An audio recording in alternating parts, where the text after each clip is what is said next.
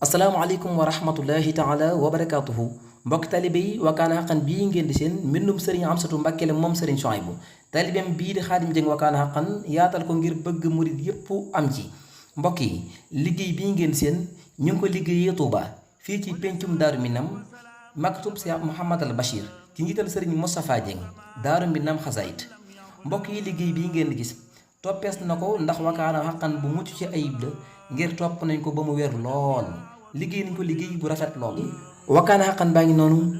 am nañ yéene ñépp am ci ngirit barkeb jëmmi ji ko bind ngir ñépp xam nañ ni ak yëngoom ak dalam alxuraan ak xasida rek la ko jëmee te lépp Sëriñ Tuubaa la ca dàkk muy sëriñ Amsatu Mbàkke moom sëriñ Suhaybu kon mbokk yi liggéey baa ngi noonu yemb na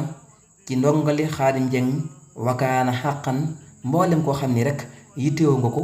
wooteel ci 77 811 33 45 wala 76 940 41 18 ñoo ngi ñaanal Cheikh Mouhamadul Mountakha Bachir mi nga xam ni yittey sëriñ Amsatu Mbàkke jépp loolu la mooy mu yàgg fi te wér ci barkeb Xaadimal Mustafa di ñaanal ñu nit sëriñ Amsatu Mbàkke moom sëriñ Suhaybu mu yàgg fi loolu te wér ci barkeb Xaadimal Mustafa kon mbokk yi liggéey baa ngi nii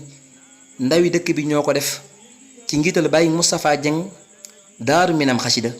kon maktub baa ngi noonu Cheikh Mouhamadul Bachir la ko dippee ci dëkk bi fii ci Touba Darou Minam ci pencum Darou Minam